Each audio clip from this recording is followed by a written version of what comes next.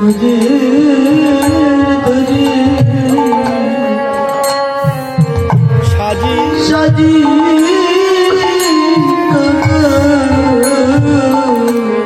ভক্তের বোঝা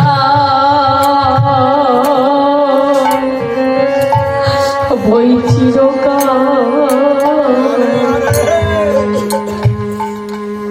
ভক্তের দ্বারে আমি সাজি বলি ভক্তের দ্বারে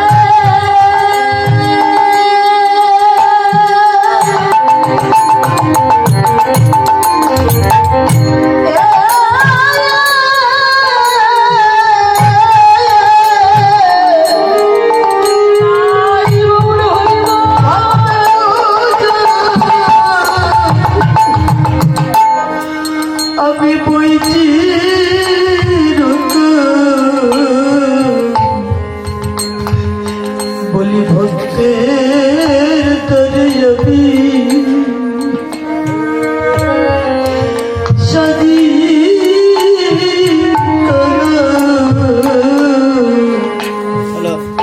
আমি ভক্তের বোঝা বইছি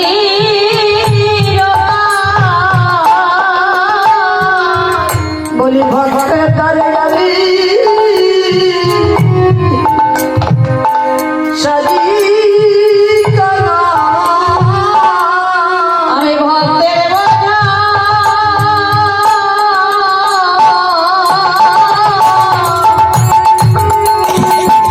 বইছি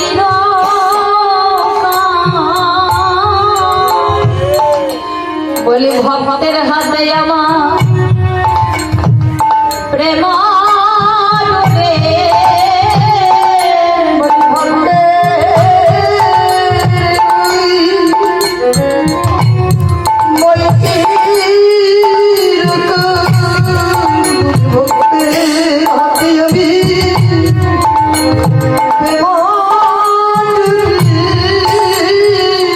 আমায় যে দেখো না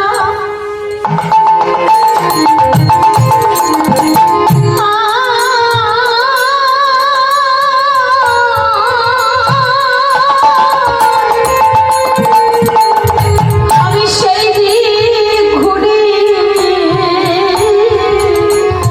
বলি ভক্তির হাতে আমার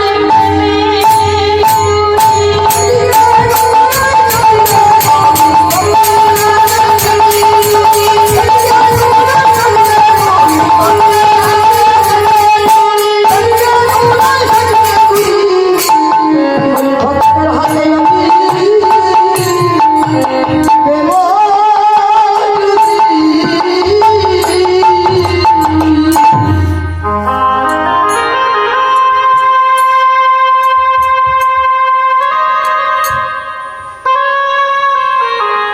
হরে কৃষ্ণ ভগবান বললেন মা ভক্তির অধীন আমি হরে কৃষ্ণ আমি যে ভক্তাধীন ভগবান তাই যদি কোনো ভক্ত দুপুরটা নয়ন বাড়ি দিয়ে আমাকে ডাকার মতো ডাকে সে যে কোনো প্রান্তে ভক্ত ঠাকুর না কেন আমি সেই ভক্তের ডাকে ছুটে চলে যাই হরে কৃষ্ণ এমন ভাবে ভগবান মাকে যখন বলছে মা তুই যে আমায় বারবার বলিস আমি তোর বাপের ঠাকুর আচ্ছা মা আমি যদি তোর বাপের ঠাকুর হই আমি কি তোর ঠাকুর নই দে মা ওই জল ফুল তুলসী আমার পায়ে দে হরে কৃষ্ণ ভগবান বলছে তোর বাবার ঠাকুর হলে আমি তোর ঠাকুর নই আমার মা কালীকে আমরা সকলে আমাদের পূর্বপুরুষরা মা বলে এসেছে আমার পিতা মাতাও বলেছে আমিও বলছি আমাদের ছেলে মেয়েরাও বলছে মা কালীকে মা মা দুর্গাকে মা সন্তোষী মাকে মা তাই না তা বলছি আমি যদি তোর বাবার ঠাকুর হই তাহলে আমি তোর ঠাকুর নই হ্যাঁ মা দে ওই জল ফুল তুলসী আমার পায়ে দে মা আমার সন্তানের মন ভগবানের মন রক্ষা করবার জন্য মা কি করলেন সন্তানকে তুষ্ট করবার জন্য ওই জল ফুল তুলসী গোবিন্দের হাতে দিলেন পায়ে জগৎগুরু, পিতামাতা হলো জগৎগুরু। সে পুত্র আমার যত বড়ই হোক না কেন, কিন্তু পিতামাতা তো গুরুদেবই হয় নাকি?